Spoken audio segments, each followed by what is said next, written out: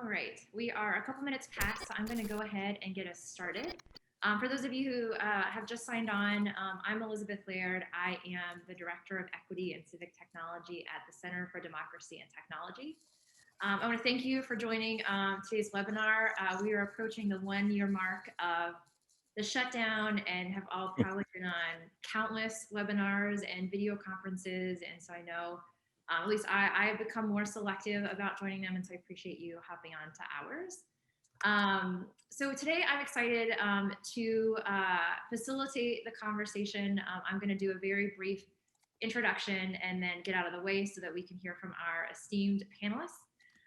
But the purpose of today's webinar is to really talk about what the impact of privacy has been during COVID-19 on students, both steps that have been taken to ensure that students stay safe and that their well-being is protected, while also finding ways to rely on data and technology to serve them in ways that we've just never had to do before because we've never experienced this kind of global crisis. And for those of you who have worked on student privacy issues before, you know that it can get very wonky, it can get very technical, it can get legalistic really quickly. And our goal for what today's webinar is to not do that.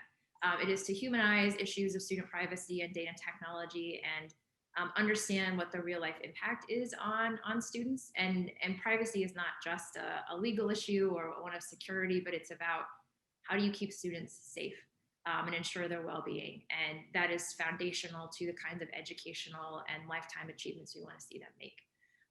So I'm excited to facilitate today's conversation. This is going to be one of my favorite parts, which is where I get to introduce our panelists. We did a prep call for this, and during the prep call, the theme was really about wearing multiple hats. And so all of the people who we'll hear from wear lots of hats. So I'm just going to focus on the main hat from which they're speaking today, but you'll probably hear other hats come up as they speak. So I'll start with Chris Lehman, who is the CEO of Science Leadership Academy and also the 2019 Digital Principal of the Year, which is an award given by the National Association of School Principals. I will also add in a little factoid in addition to getting connected with him through his work in education technology and data and privacy. He is also known for his work on ultimate frisbee. So that may come up as well. And I have a feeling he's getting ready to show his frisbee to all of us. Just to verify. It's got some numbers on it, so we've got like a data thing going on. That's good. We're also going to hear from Nicole Johnson Douglas, who I've had the pleasure of getting to know through some relationships we have with some parent-facing organizations. She is a parent advocate in DC. She is the mother of school-aged children. And then in terms of what she does when she's not advocating for her children and getting involved and improving the lives of kids, she's also an avid journaler. So we'll get some reflections, I think, maybe some insights on this topic. And lastly, we have Doug Casey, who is Executive Director at the Connecticut Commission for Educational Technology. Doug has been a leader on these issues and really demonstrates the role that states can play. As someone who worked in states myself, excited to hear his perspective. And then a fun fact for him, which is also a little bit about me too, is we are both triathletes. I haven't done one in a while, but Doug assures me that in Connecticut you do more than just snowshoe, so I'll take his word for it. So in terms of what we're going to do today, the purpose of the webinar is that, and why we wanted to host it, is that a core principle of using data responsibly entailed lifting up the voices of those who have the most at stake. So hopefully from those introductions, you can tell it is not a coincidence that we have invited folks who have different perspectives and different roles to play when it comes to ensuring the safety and well-being of students as it relates to their information and technology that's used with them. Everyone has a role to play on this, and so that will be a theme that we'll hear about. What are the different roles at different levels of the system and how can we collaborate toward this shared goal? And so to do that, I'm going to start with a very brief summary of some research that we have done at CDT about parent and teacher views toward data technology and privacy and how it relates to COVID-19. And then I'm going to get out of the way and facilitate the discussion, and we will hear from the folks who I just introduced, and that is certainly where, throughout, please ask questions, but we definitely want to save time at the end to be responsive to what you all have on your minds as well. So with that, some of you may have seen this report. We released it last October. But last summer, we did a series of polls and focus groups of teachers, parents, and students. And the reason that we wanted to focus on them is what I said before, which is that these are voices that are often underrepresented in conversations about data technology and student privacy, and yet are so crucial and have so much at stake in the decisions that folks like that when I used to be in a state that I was making. And so we really wanted to provide some information about what they're thinking, both in terms of how data technology can help, as well as what they are worried about. So the data I'm going to focus on next is really from our survey of parents. We surveyed over 1,200 parents, and our survey of teachers, we surveyed over 1,000 educators. And so there's a whole lot more research that we have put out there. I just pulled out the most relevant data points for today, which is how are we using technology during COVID-19, and how are we protecting privacy during COVID-19? And so you'll see there's a lot of support and interest on the technology side. There's also a lot of concern on the privacy side. So some data to throw at you for my data folks out there. Something that was a top line finding for us was that in spite of some of the challenges that we have heard in the field, read in the news, talked to parents about in line at the grocery store, that there still is a lot of support for online learning. 3 in 4 parents and teachers support an increased level of online learning even after the pandemic ends. And when we first saw this, we're like, what? Because there are so many stories of frustration and things that haven't gone well. But I think what this says is that parents and teachers see value in it, and that it may not look the same way that it does now, but that there is value in taking some of how we've been using data and technology and incorporating it to what education looks like when we start to go back to some kind of, I don't know if normal is the right word, but some version of what education used to look like. When we hear from teachers, twice as many say that education technology is very important during the pandemic than before. So we see a doubling of reliance on technology from the perspective of teachers than prior to COVID-19. We've also seen a huge jump in schools providing devices from 43% to 86%, and that was last school year, remember. So we're going to be refreshing some of this data to see what's happening this school year. But also that commitment to getting devices out there, which is obviously related to the digital divide, which we will talk about. And then the last part about technology that I want to highlight here as it relates to COVID is that 86% of teachers have expanded the type of technology that they're using as a result of COVID-19. So you can see, when it comes to technology, there is support, there is interest, people understand why it matters, and schools and teachers are taking action. So on the privacy side, we think both sides of the coin are important. On the privacy side, 1 in 3 parents and teachers have increased concerns about student privacy during the pandemic. So just as we're seeing increased interest and value and action, we're also seeing increased concern around privacy. When it comes to teachers, almost half of them have not received substantive training on student privacy. And if they have received substantive training, it's mostly about legal compliance and not some of the things that we'll hear about in terms of risks of Zoom bombing, for example, which I think Nicole will probably talk about. But a real misalignment in terms of the interest and the passion and the forward momentum around technology and the privacy training not keeping pace with that. And then one of the things that has attracted a lot of attention, not just in education, but when the pandemic started, was the issue of unauthorized people entering into video conferences that was happening in schools, and children being exposed to inappropriate and harmful and traumatic material.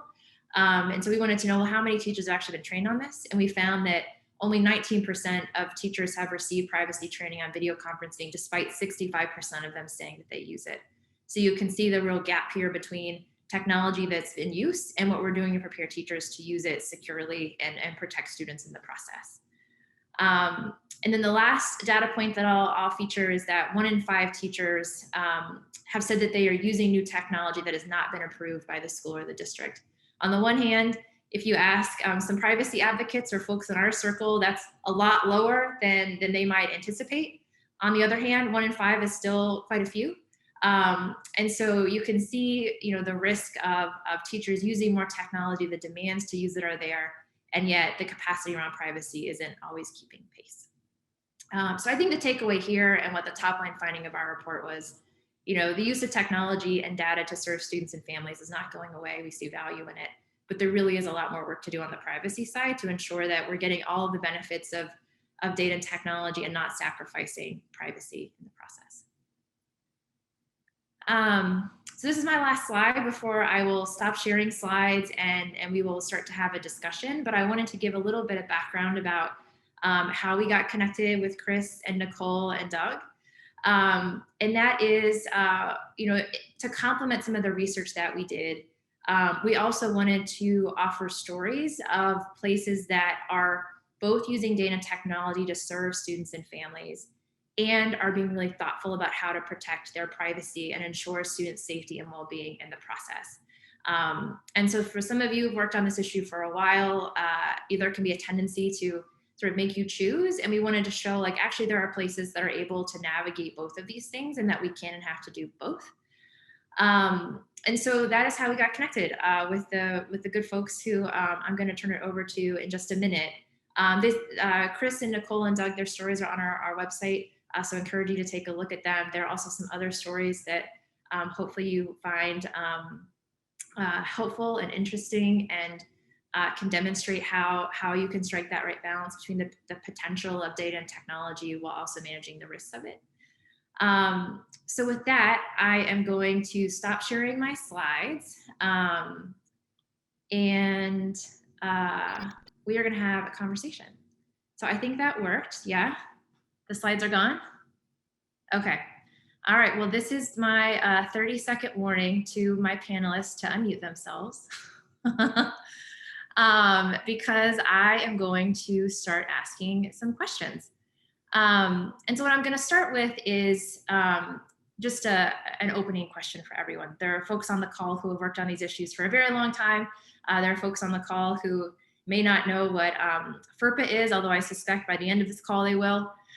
So the first question I just wanted to start with, and Nicole, as a heads up, I'd love to come to you first, is one of just some examples. So as I said before, we're approaching the 1-year mark of the shutdown.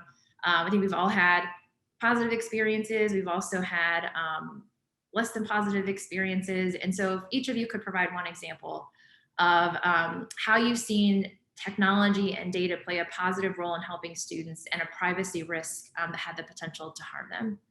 So Nicole, I'll start with you. So something that you've seen help and then a privacy risk related to that. Okay, so as Elizabeth said, I am in Washington, D.C., and my children are currently educated in our charter schools.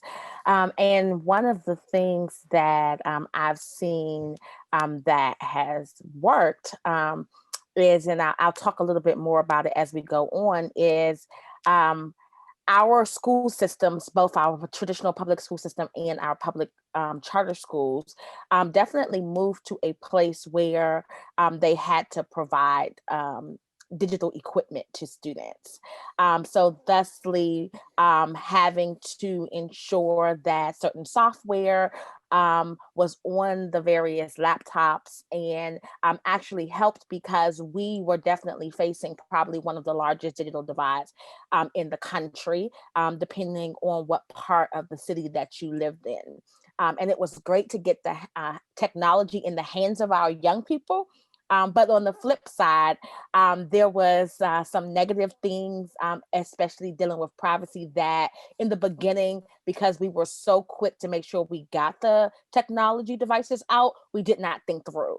And so the one thing I would definitely say that could definitely be a privacy issue is, as Elizabeth said, a lot of our teachers, and even beyond our teachers, our government leaders in the district weren't even trained on what to do in the event of a Zoom bomb, and how to ensure that Zoom meetings were secure, and that Google Classrooms were secure. They had no idea what that meant. You had some schools using Zoom, some schools using Google Classroom, some schools using other platforms, and there was not one platform that everybody was trained on. Thusly, we experienced a large number of Zoom bombing from the classroom all the way to government actual meetings that was being held around education issues. So I'll stop there because I'll answer more about that question in one of the other questions. Great. All right, I'm going to work my way across the screen to Chris. So one example of data and technology helping and one example of a privacy risk. I mean, on some very basic level, school has gone on in the middle of a pandemic. Like, we should not undersell that. School has gone on in the middle of a pandemic. That would not have been possible without all of these tools. And, I think it's very easy to undersell that. Now, interestingly, for SLA, we've been a one-to-one laptop school since we opened our doors in 2006. All three of the SLA schools in the Philly School District are one-to-one laptop schools. So we, the kids, and they take them home every day anyway. So we saw this coming and we were like, great, okay, go, you have your laptops, we'll see you tomorrow morning.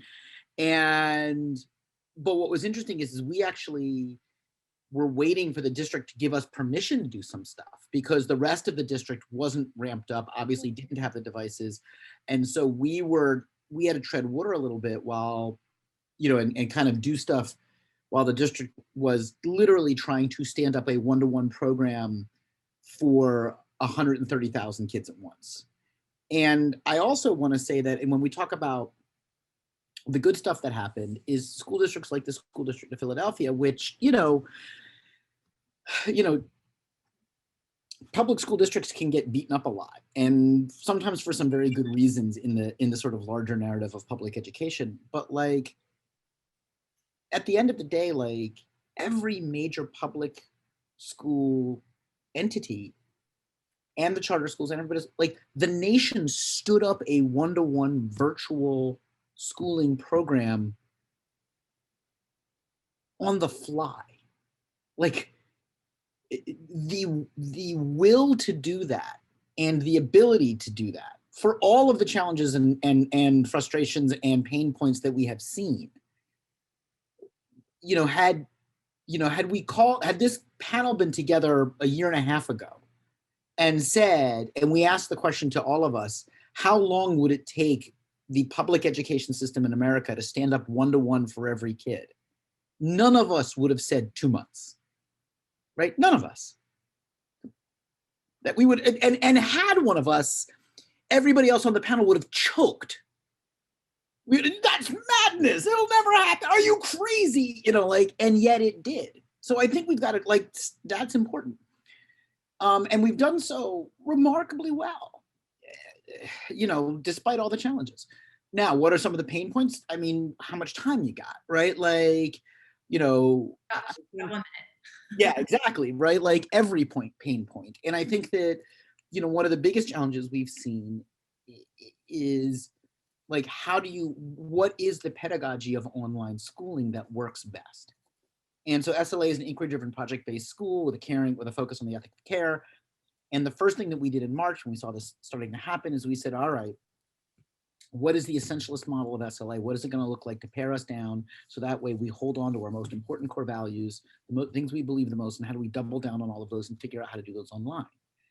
And I wish I could sit here and tell you we got it 100% right, because we didn't. And we're still learning and we're still getting better. We had our staff meeting yesterday, and in our staff workshop yesterday, we broke out into groups and said, where are our current pain points? What have we learned? What's our best practices? What are the things that aren't working that we think should be? What are the tweaks? How do we move forward? How do we keep iterating? But, overwhelmingly, I would say for me, the biggest pain point was we tried to teach everybody how to be an online teacher at once. And again, the pain points have been incredibly predictable around that. And of course, yes, Zoom bombing and data loss and all of those things along with that. But I would say even bigger than that is that the pain points was every predictable pain point when you try to stand up online school for an entire nation in a span of months. Doug, what about Connecticut? Yeah, so this is going to tie into the snowshoeing theme. While I was shoveling the other day, that's what we do, and I do some good thinking while I shovel. And I was thinking about 100 years ago we had a pandemic, and to echo what Chris just shared, like in 1918, we didn't just pivot to technology. You think about what we've been able to do, and education is absolutely essential, but remote work, getting supports for government programs, lifeline programs, getting supports for in the form of telehealth. I mean, it has been far from perfect, but we've had resources to leverage. So I think that's not something that that we should just sort of move on from, and we should definitely reflect on, in terms of the risks or the sort of potential pitfalls. We're looking at the data in our own state and nationally. In national figures are an increase in edtech by 40%, and in our own state about 50%. And so that looks like innovation, it looks like remote learning, it looks like personalized learning, and that's all well and good. But to echo what Nicole said, you're assuming that there's competency in using these tools and stewarding the kind of data that's being passed from student information system rosters to third-party cloud hosts. And that is not an assumption you should make. So we haven't seen any disasters yet, but I can assure you that there's a much larger student data footprint sitting in the cloud this year or this time than there was this time last year. So I think it's a giant risk and concern that's out there. Yeah. So I think all of you in some way talked about equity and the digital divide, and I think that's actually the digital divide to me is a good example of something where you're really seeing students from marginalized backgrounds facing some of the highest barriers to continued learning, and at the same time we have a lot of history of those same students being the most harmed by misuse of data and technology against them. So I'm wondering if you can talk about, maybe I'll do a reverse order. So start with you, Doug. I know you've done a lot of work on the digital divide and thinking about equity, and have encountered some challenges around that. But how can we think about data and technology serving our most marginalized communities and protecting them at the same time?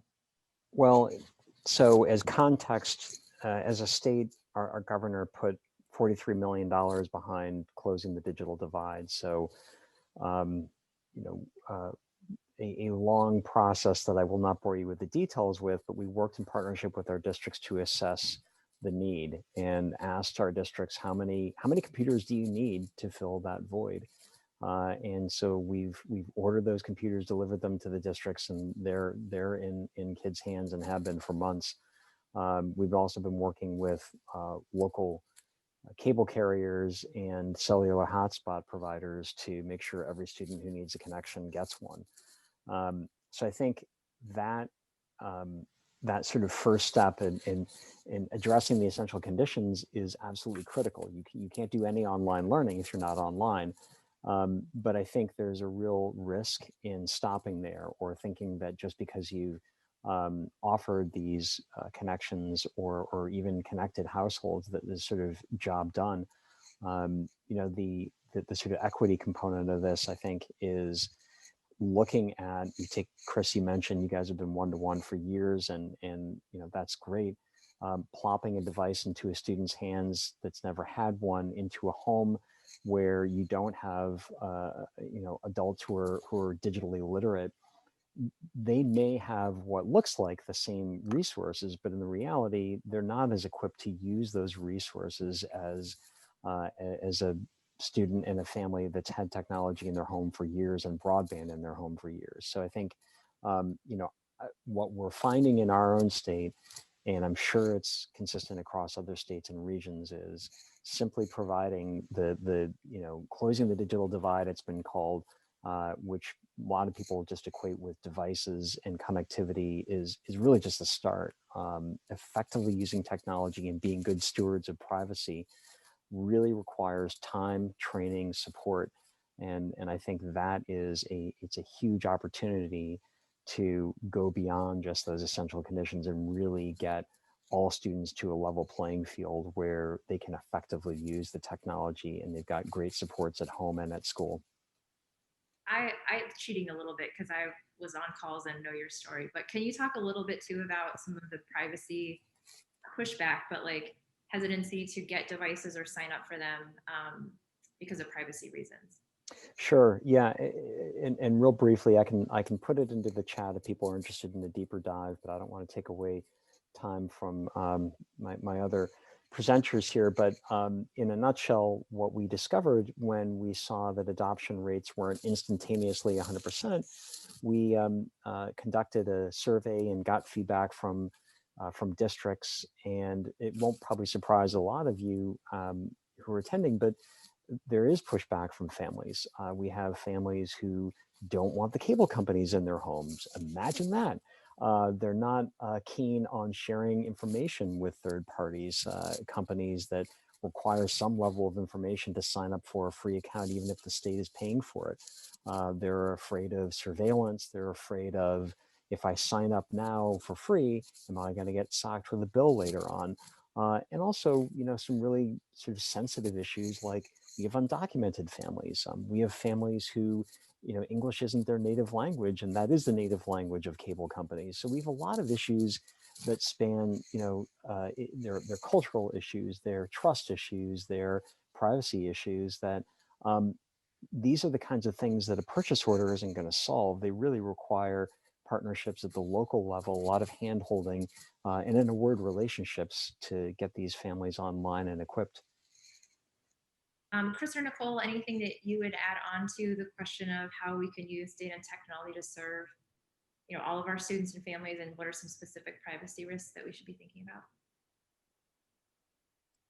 So I was thinking, even as Doug was talking, it all really sums around, and one thing I've realized is it sums around family and community engagement, because oftentimes in each one of our areas, we've seen where the devices are offered to families, but there's still some lag and some reason why they will not accept the device. I was thinking about even here in DC. We had groups of people that came together, large organizations with the government and families and faith-based organizations came and donated money to make sure students had devices, got devices to schools, and then schools still weren't able to get the devices in the students' hands. Not because they did not have the devices, but depending on where you lived in the city, you had families that had critical questions, like, if I take this device from the school, are they going to track where I'm going? Are they going to be tracking my home? And they had these real types of questions, especially parents and families in what in DC we call east of the river, which are, again, our most marginalized families, our families that are at the lowest of poverty levels. They had these questions, our families that are already in the legal system trying to navigate that. They had these questions where they could not trust that, schools were just giving their student a device or access to a device so that the student could learn. And so to combat that, there needs to be some effective family and community engagement, which started with parents. So it took parents like myself, who are part of an advocacy group, to actually go forth and assist other parents and to help them to see what this was doing. And then it also was the lack of training. We had some families that they got their kids' laptop, but they still didn't log on to school because they didn't know how to use the software that was on the laptop. In some cases, they didn't even know, there's a difference. And I had to learn this. Like, I have a Mac. My kids have Chromebooks, and things that I was trying to do on their Chromebook, they were just like, Mom, you can't do that. And so I had to learn a Chromebook, and I had no idea what the darn Chromebook was. And so you really had some families that could not even get over the hurdle of getting on, let alone being afraid because of privacy issues and what would be exposed because they are receiving a laptop from a government entity. And the same thing with the cable companies. But in DC, it got to the point where the cable companies did those self-installation kits, and they dropped the kits off on people's porches or in front of their apartments and different things like that. But then there was a whole nother hurdle because there were families who had no idea what it really meant to even do a basic connection. All of that, when you talk about the digital divide, comes to mind. That's right. And and right, like, so lots of things. One is, and there's ways to overcome them, right? And again, I feel like on some level we cheated because we've been doing this for a long time, so we have learned these lessons over 15 years. So we run parent workshops on what it means to have a computer in your home, and what it means to have, internet access in your home, and right down to the, don't let your teenager, stay up to 2 o'clock in the morning in their bedroom on their laptop, right? And because the world of the internet is not always the cleanest and the best world, right? I wish I could tell you I was successful at that with my own 16-year-old all of the time. I am not. But even to this point of, like, how are we making ourselves available to do tutorials? So literally, when Monday afternoon, I was on a Google Meet with parents, helping them set up their phone to set up their parent access account to Canvas, because they were having a hard time, like, tracking their son's work, and he was being a high school child about being honest about what he was and wasn't turning in. So they wanted to be able to work on that a little bit more. But also, you can run parent workshops on how to do these things. You can run parent workshops on what it means to be in a one-to-one school. And now we're all one-to-one schools. And to the point of the kids, something we've done since our inception is the first class that kids take in their first semester of 9th grade at SLA is what we call the Tech Infusion class. And they take that class with the same cohort of kids they take English, history, and science with. And then the teacher who teaches that class is able to teach them how to use the technology, not just like to get on, social media and what have you, but actually how to use the technology as a transformative educational academic device, right? So that way they are, and what they're doing is they're teaching the academic skills that you need to be able to use on the laptop through the content of their content area classes. By doing that, we level the playing field. And it gets to Doug's point of, like, a kid who's never had a laptop in their home and never had a computer in their home versus a kid who's been well-versed in these things. We want to level that playing field, but we can't make an assumption that every kid knows this stuff. And even if they have a computer in their home, which, lots of kids did before this, if they went to a school that didn't have a deep understanding of educational technology, that doesn't mean they know how to use the computer as an academic tool. So teaching them about how to transform the way that you learn and the way that you do your work using a laptop is on the onus of the school. And we can leverage that by the way we teach our classes, and by making sure that we are not making assumptions about the technology skills we have to embed in our classes. And we should do that from the day that they walk in the door.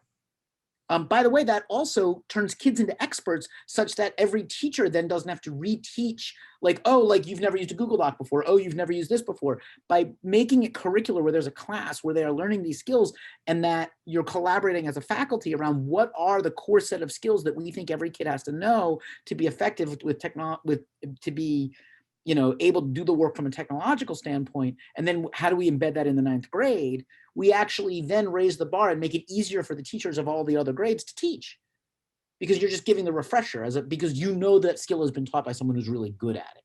So it means that every teacher doesn't have to be a master of the technological device. Also, they can have a working knowledge of it and know that the kids actually are better at it than they are, which is A, really, really empowering for kids, and B, less scary for teachers as well. Great. So we'll do that. And then, no, that's great. And I wanted to pick up on a theme that I was hearing across everyone, which is around parent engagement and parent education. And what I want to do is start with Nicole and just hear a little bit more about your story. And then Chris and Doug, I would love to hear from you about any kind of effective practices that you've seen. So one of the things that we hear is parent engagement is super important. And also it's really hard to do on issues like technology and privacy. Like there's just not a base level understanding to have these conversations. So I would love to push on that a little bit. And to do that, I'd like to start with Nicole. Look at Chris. Chris is ready to answer. But Nicole, you start with like, you've experienced the best and the worst of technology in during the pandemic. I would love to hear you talk about that experience. Great. As Elizabeth already said, I've experienced the best and the worst when it comes to technology, and especially not just technology in education, but technology in education with elementary school age students. While I have college students in the home, I also am the parent of a first and second grader. And so when the pandemic first started, they were in kindergarten and first grade. So the idea of doing 100% education and learning online using these various platforms and technological programs with a kindergartner and a first grader, you could only imagine what that looked like. And so at their previous school, they are at a new school. At their previous school, we did not have as much hands-on support, even with parents. And in my story, if you read it, you'll see that my kids come from a home where they had their devices already. They're in a home where they have iPads and laptops, and they're exposed to technology because of the work that I do. But when it came time for them to have to use it for school, it was totally different. My 5-year-old, he could navigate ABC Mouse and all of those apps that I put on the laptop, but for him to get on Zoom was something just totally different. Which brings me to the worst of it. My 6-year-old at the time, my 7-year-old at the time, she was with me at a government meeting testifying in regards to public education in our city. And in the midst of the government meeting, there was a Zoom bomb, a very serious Zoom bomb. And she was the only child on this meeting, but there were educators, our school board members, principals, CEOs of schools, parents. We were all present, and my 7-year-old experienced this Zoom bomb of inappropriate behavior by a gentleman to a baby. And thusly, after that, my child became fearful to log on to school. And her mental and her psyche was just all over the place, to the point where I had to send to her teachers that we could no longer do Zoom. We had to have work sent to us. I had to print work, have it uploaded, and I had to become her teacher all over again. Now, fast forward to our new school, and as a parent, I will say I am exceptionally pleased with what they have done. From day one, they first started with surveying parents about how they felt about the various platforms so that parents could help choose the platform that our young learners would be using.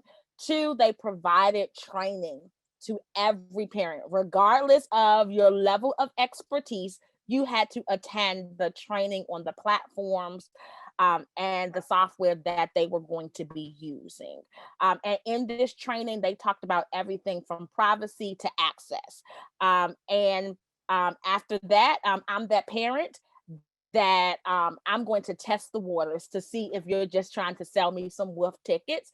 And so because my kids are in 2 different grades, I decided to use my daughter's password to try to log on to my son's account just to see if it would work, because I, as a parent, was still fearful too of what my children would be exposed to. Well, lo and behold, I used the password, my daughter's password on my son's account. And not only did it not let me in, but it locked my son and daughter out of their classrooms. I got an alert to my phone. The school was calling me, asking me like, is everything okay? And then they had to walk us through resetting their password, because I had to be transparent and tell them what I did.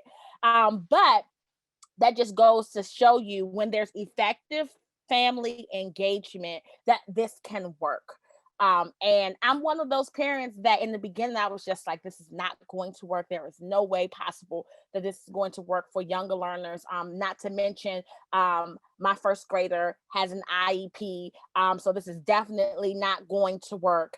But with the proper training, constant communication, and coupled with the access, we've been able to overcome even the negative things that have happened. Thank you. And I think what I'm going to do next time I hear that parent engagement is too hard or there's not enough skill or capacity to have this conversation, I'm just going to play this part of the webinar for them and say, you tell me that parents can't be thoughtfully engaged on this.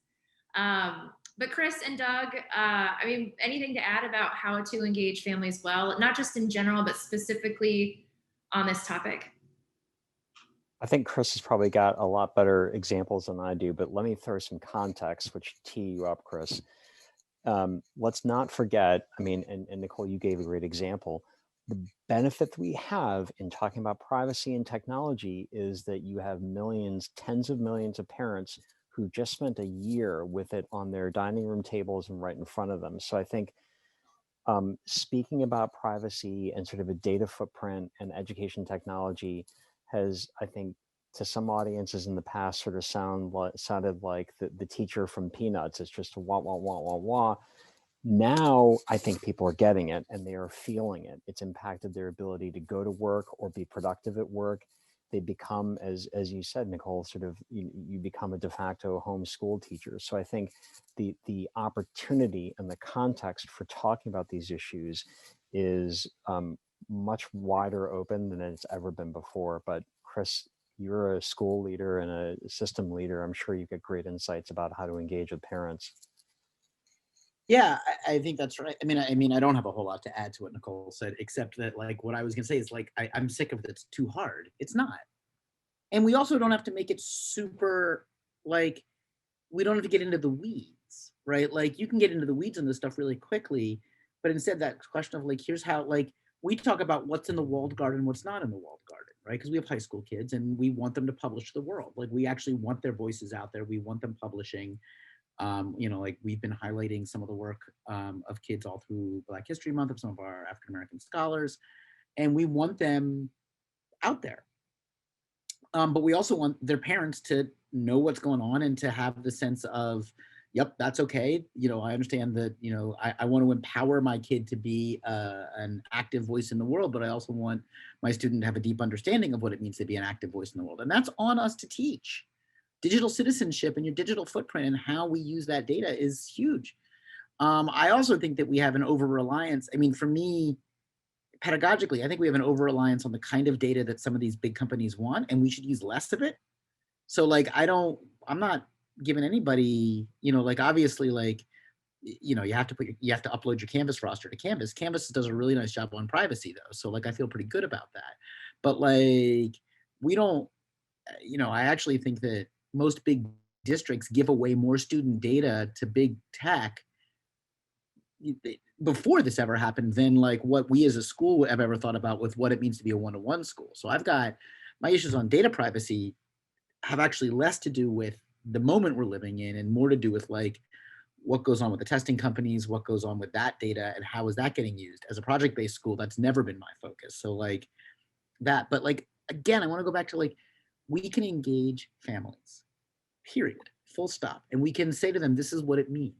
Like we have an advisory program at SLA, again, this is not necessarily strictly about tech, but every family in our school knows who their child's advocate is because it's the same advocate for 4 years.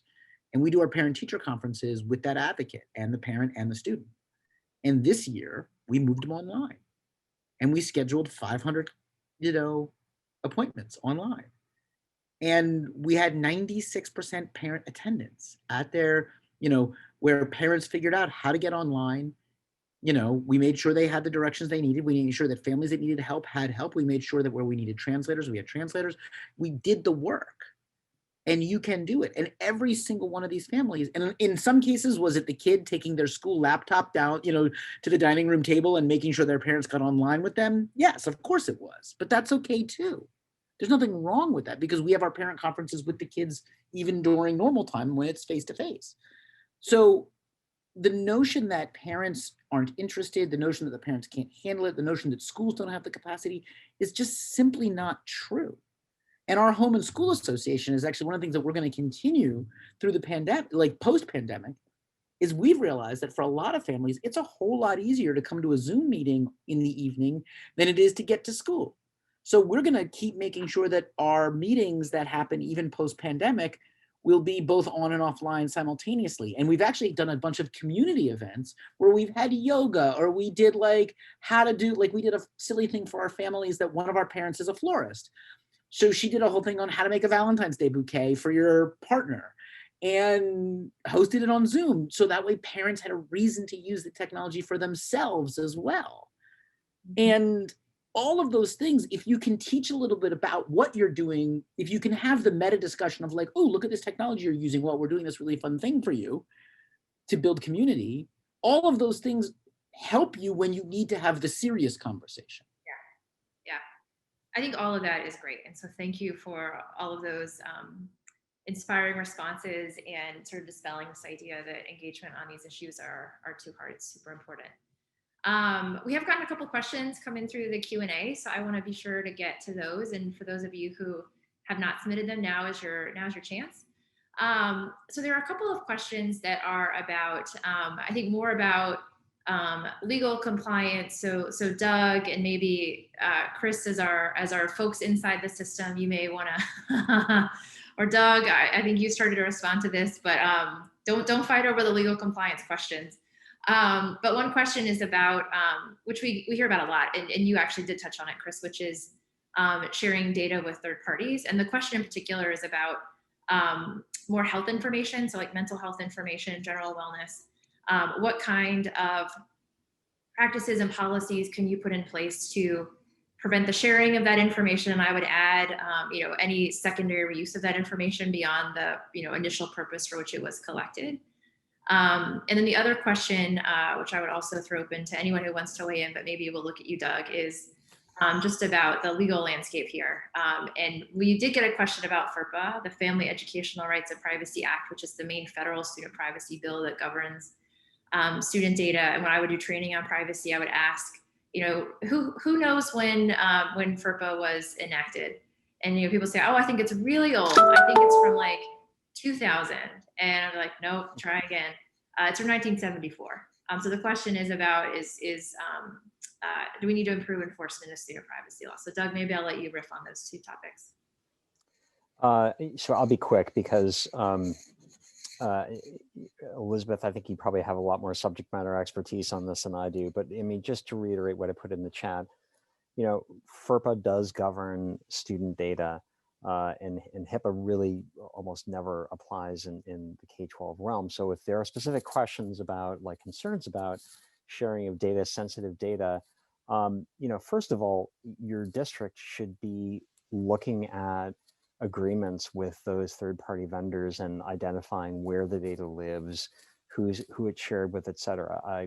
Prior to coming to the state of Connecticut for 10 years, I served as a district technology director in our district's chief security officer, and I looked at many in agreement, and there are many in agreement out there that are pretty poor and have loopholes in them. So I think it behooves districts to take a close look at who they share data with and when. That said, FERPA does have what's called this school official exemption, which essentially says something. I'm glad you brought up the 1974 date. Back then everything was metal file cabinets and paper folders, and districts were more or less self-contained. Now we have student data that lives in your transportation system, your food services system, your student information system, dozens and dozens of systems. Most families would be like shocked at the sort of footprint of their student data. Each one of those uses is potentially really valid under the school official exemption. But the point of it is, just because you can use a third party doesn't mean it's necessarily safe. So I would say, that the school and district leadership really need to be looking closely at who they're sharing data with. The last thing I would say is we're now in an era with teachers are able to, just download a roster, upload it into a third-party app, and no one in the administration has any idea that the teachers are doing this. It's not a criticism, and I applaud innovation and use of technology for personalized learning, but it goes back to this issue of teachers need training and support around privacy. They have very powerful tools to wield, and they just have to use them responsibly. Yeah. And then do you have any thought? I mean, I guess I would add on the enforcement side, there's Ferpa, but then there's also, almost 130 state student privacy bills, 3 of which Yep. and so I'm wondering if you have thoughts about enforcement of existing laws and how, if we have so many laws, we're still seeing the kinds of issues that we're seeing. I will be candid and say that it's highly unlikely. In our state, we have a student data privacy law that it's been challenging at times to support. There's been zero case law around this. It's highly unlikely that anybody's going to haul any third-party vendor into court over breach of our student data privacy law, nor is any district going to get sued.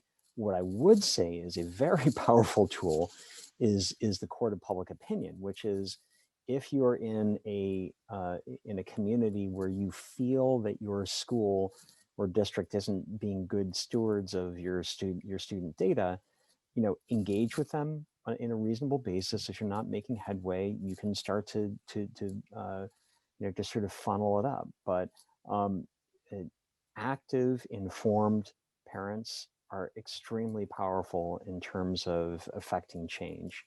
Even if this is not going to go to court, you can really secure student data and help enforce really good practices just by saying, hey, I'm here, I see what's going on, and we need to improve this process. Another question that came in was for you, Nicole, about how did you develop that trust with your school that they're doing what they're saying, that they're not, taking the data and sharing it in ways that they're deleting information they no longer need? And what advice do you have for other parents to encourage their schools to take similar actions? I'll start with the back end of the question. The advice or how to get parents really involved in this. The way I got connected with CDT was actually through an organization that I'm a part of here in Washington, D.C., which is called Parents Amplifying Voices in Education, which is ultimately an advocacy training program for parents, where we go through every bit of situation and scenario on how to advocate, not just for our own children, but for every child in the District of Columbia. And thusly, from that group, which started about 4 years ago, now there are over 3,000 parent advocates in DC. And these parent advocates are parents, grandparents, and caregivers. And each one of us, of course, attend different schools, but we drive the work in our city. Our mayor knows who we are. Every council member knows who we are. Every school board member knows who we are. Every charter CEO and head of schools know who we are. Every principal, our superintendent of public schools, everybody knows who we are. And what we actually do is, as parent leaders, once we go through the training and everything, we're called parent leaders. And as parent leaders, it is then our job to go and to train other parents. And so I have groups of parents that I literally work with to advocate on these very same issues. And so it's important that you get your core group of parents who want to know and who can then go forth and actually get the information to other parents and help other parents become able to advocate and speak out on these very same issues. In reference to my individual school that we are in, everyone in DC knows that I'm a noisemaker. I've been a noisemaker in DC since I was a little girl. I'm born and raised here. And so I have no problem going from the lowest level to the highest level. I'm that type of noisemaker, and everyone knows that. So thusly, we came together with our school and we created what we call the community data and tech contract. And it was driven by parents because we wanted answers. We wanted to know what software our kids were going to be using, what platforms were they going to have to log on. I needed to know that my first grader's teacher was not going to be able to decide mid-school year that he or she was going to use something different that was not already authorized and that I was not trained on. So we created this contract. As parents, we created the contract. We presented it to the school, and the school began to partner with us on it. So now this contract is signed by the school principal, the CEO, the teachers for that particular student, as well as the parents. In addition to those of us who are inside the school, it's also signed by a community member, a community partner that has jumped on to assist the school in their development. And it protects both access and the protection of data. It tells us, and it also tells us as parents how much access we have and how much access the school has to certain information and when I can pull back. And it has all of that, and I'm educated on that. So I would say, I saw when someone asked, how do I know at the end of the school year they won't wipe data? I will hope that they don't. As Doug said, the court of public opinion is very strong. And in DC, anybody who knows DC politics, the court of public opinion is very strong. And we have a noisemaker like myself. It will, even the bare mention of you possibly taking it to someone else, it will get fixed because they don't want to have a bad opinion. And secondly, because they are a charter school, they do not want to have their charter revoked.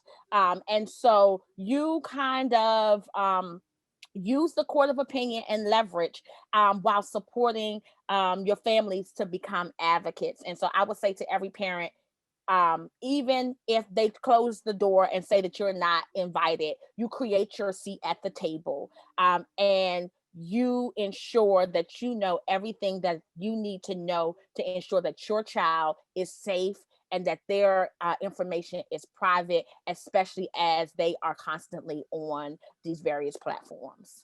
Yeah. Well, we are at time, and I could not think of a better way to end our session than with that call to action. And we all have a noisemaker inside of us, and so I hope we all find ways to use it. And I know we at CDT are thinking about and try to do that too, about how can we advance responsible use of data and technology and make sure we keep students and families in the center of these conversations. But I just want to thank Doug, thank Nicole, thank Chris, thank all of our attendees who stayed on and asked questions. Read more. A lot of the resources we mentioned are on our website. These great stories are on there. You may hear some of these voices on upcoming podcasts that we do. So stay tuned. And if there are folks who you think we should talk to also have good stories to tell, please feel free to reach out. But with that, thank you, thank you, thank you. Let's go make noise and do what's right for students.